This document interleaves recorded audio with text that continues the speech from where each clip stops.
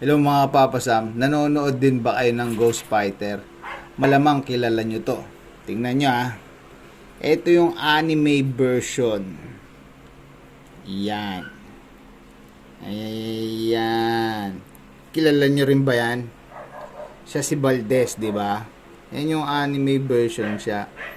Ngayon, gumawa ang Netflix ng katulad ni Valdez. Ito naman siya mga papasam. Tingnan nyo Yan.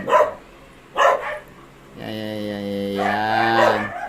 Hawig ba mga papasam? Tingnan nyo. Medyo kulot dito. Pero ito straight ang buhok. Diba mga papasam? Straight ang buhok niyan.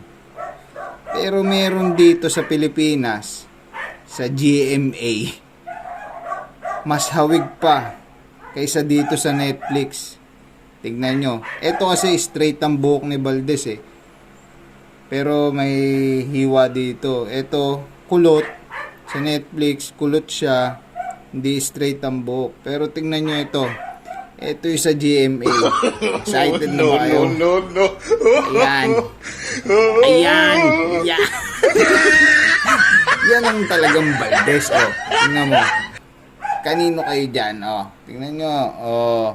Diba? Mas maganda pa rin yung sa GMA na Valdez. Thank you. Good vibes. Bye-bye.